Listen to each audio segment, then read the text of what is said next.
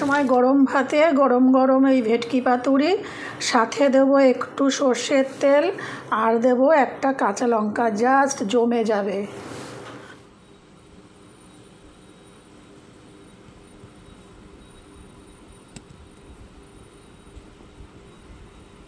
Hello viewers, আমার রান্নাঘরে আপনাদেরকে সবাইকে স্বাগত জানাই।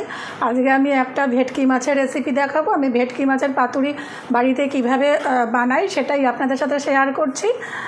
দেখুন, শুরু করা যাক। আমি প্রথমে একটা মশলা একটু তৈরি করি, তারপরে আমি মাছটা কাটি। আগে মশলাটা আমি ভিজিয়ে রাখি। তা এই মশলাতে আমি প্রথমে দেবো হচ্ছে এই কালো সর্ষে, সাদা সর্ষে। আপনারা শুধু কালো সর্ষে বা শুধু সাদা সর্ষে দিয়েও এটা করতে পারেন। দেবো তার হাফ পরিমাণে একটু পোস্ত, কয়েকটা কাজু আর দেবো এই 4 মগজ দিয়ে এটাকে জল দিয়ে আমি এটা কিছুক্ষণ ভিজিয়ে রাখবো। রেখে আমি তারপরে মাছটা কাটতে যাব। আমি মাছটাকে এবার কেটে নেব। মাছটা কেটে আনেনি, অল্প কয় পিসই করব। আমার ছেলে যেহেতু এটা ভালোবাসে খেতে,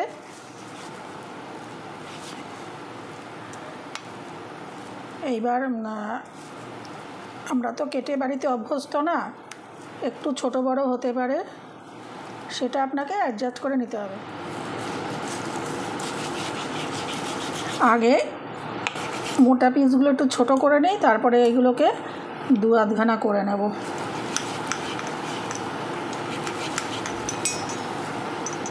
মাছের পিসগুলো আমি কেটে নিয়েছি যেরকম পারলাম। আপনারা দোকান থেকে কেটে নিয়ে আসবেন। আমার মতন হলে পরে এরকম একটুখানি, এইটা একটু বেশি মোটা হয়েছে, এটা একটু সরু হয়েছে, আপনারা দোকান থেকেই কাটিয়ে নিয়ে আসবেন। এবারে আমি এই মশলাটা জল ঝরিয়ে নিয়েছি, এই যে ভিজিয়ে রেখেছিলাম, এটা আমি বেটে নেব। এটা শিলপাটায় বেটে নেব। আপনারা ইচ্ছা করলে এটা মিক্সিতেও বাটতে পারেন। এর সাথে দিয়ে দেব আমি ভাগে ভাগে বাটবো, এতটা তো আমি শিলপাটায় একসাথে বাটতে পারবো না।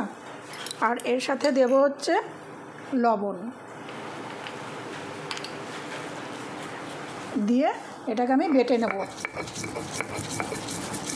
শিলপাটায় বাটলে কি হয়, টেস্টটা একটু বাড়ে।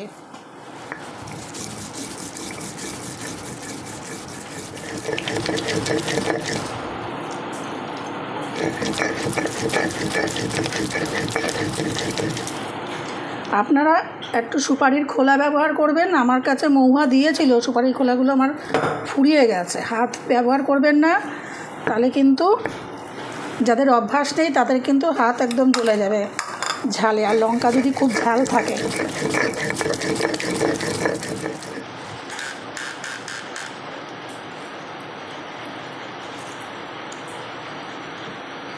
খুব বেশি মিহি করে বাটতে পারলাম না, কেন আপনারা অনেকেই হয়তো জানেন না, আমার একটা বড় অপারেশন হয়েছে।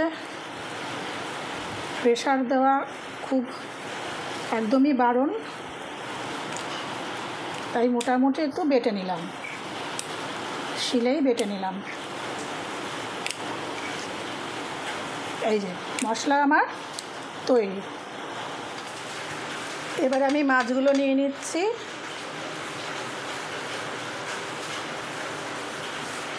এই মাছের মধ্যে দিয়ে দেব লবণ, একটু লবণ দিয়ে আগে মাখিয়ে নেব।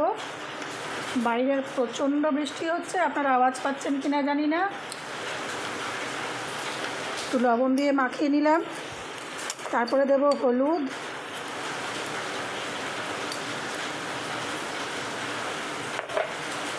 আচ্ছা, এরপরে দিয়ে দেব বেটে রাখা মশলাটা, আর দেব এখানে টক দই।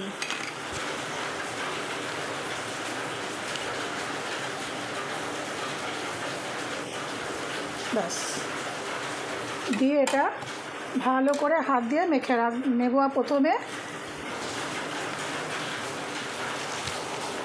আচ্ছা, এর মধ্যে আর একটু দেব, সামান্য পরিমাণে দেব একটুখানি চিনি,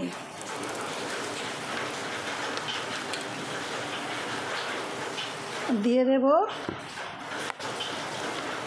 একা হাতে করছি তো সেই জন্য চিনিটা আমি বাহাতটা ইউজ করলাম, যদিও আমার ধোয়া হাত, চামচ ইউজ করা উচিত ছিল, কিন্তু একার হাতে সব কিছু হয়ে ওঠে না। এবার আমি দিয়ে দেবো এখানে একটু সর্ষের তেল।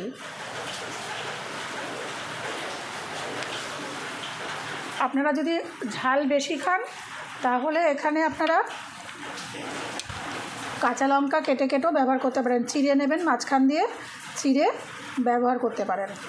ব্যাস, এটাকে রেখে দেবো। এবারে মিনিট 10 মতন মশলাটা মাখিয়ে আমি রেখে দেব। নিয়ে এসছি কলা পাতা। কলা পাতাটাকে এবার আমাকে সাইজ করে কাটতে হবে।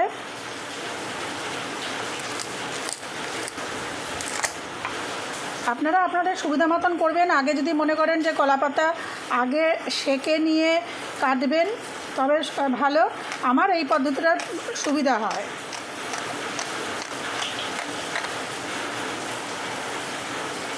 বা এটা কাঁচি দিয়ে সুবিধা হয়, ছুরি দিয়ে করতে গেলে অনেক সময় ফেটে যায়, কাঁচি দিয়ে করলে ফাটে না, একদম প্রপারভাবে কাটা যায়। এই যে এইভাবে পুরো কলা পাতাটা আগে কেটে নেব।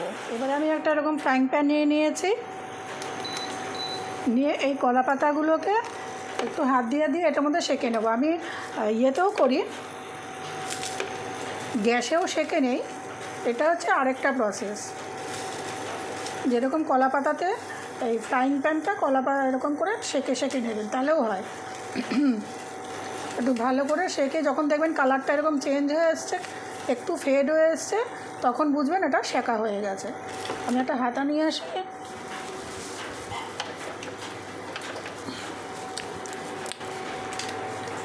এই যে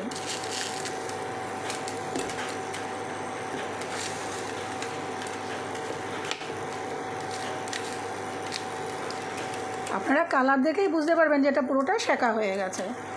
পাতাগুলো পুরো সেঁকে নিয়েছি, সবকটা পাতায় যা পড়ে গেল একটা, সেঁকে নিয়েছি। এইবারে আমি কি করব,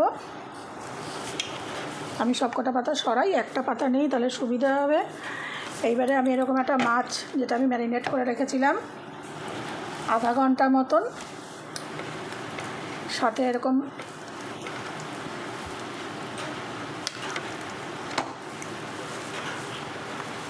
একটু সর্ষের তেল দেব। যদি মনে করেন যে একটুখানি কাঁচা লঙ্কা দেবেন, আপনারা ঝাল খান, এর মধ্যে একটা কাঁচা লঙ্কা দিতে পারেন। তারপর যেরকম পকেট করে এরকম করে নিয়ে সুতো দিয়ে বেঁধে আমি প্রত্যেকটা তৈরি করে নিয়ে ফিরে আসছি। এটা তো দেখানোর কিছু নেই, আপনারা সবাই জানেন। এটা জাস্ট একটু সুতো দিয়ে বাঁধবো, বেঁধে ফিরে আসছি। এখানে আমি সবকটা মাছ বেঁধে নিয়েছি। এটা একটা বাঁধতে গিয়ে ফেটে গেছে। এটার দেশি জুগাড় আমি কিভাবে করব সেটাও দেখিয়ে দিচ্ছি, কারণ এটা যদি আমি এই অবস্থায় বসাই মশলাগুলো সব পুড়ে যাবে। এবার এদিকে আমি একটা প্যান বসিয়েছি, প্যানে দিয়ে দিচ্ছি সামান্য একটু সর্ষের তেল।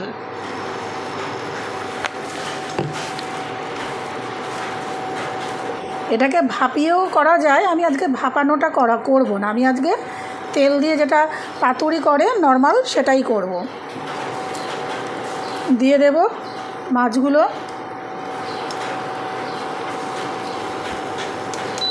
আঁচটা বাড়িয়ে নিলাম।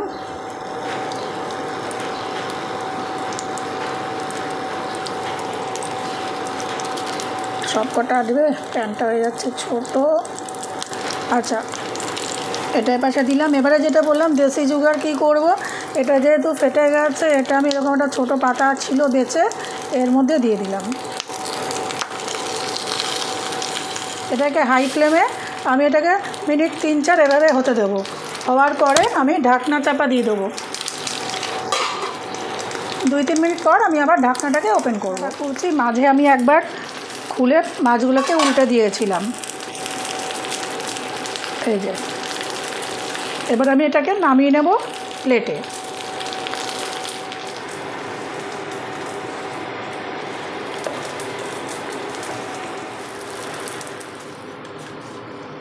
এবার আমি একটা প্লেটে এটাকে খুলে দেখাচ্ছি। একটা নিলাম, ভীষণ গরম।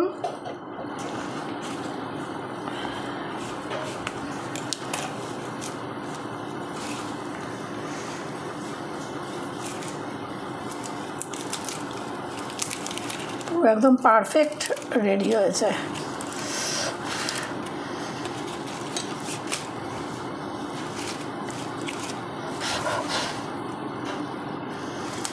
এই দেখুন।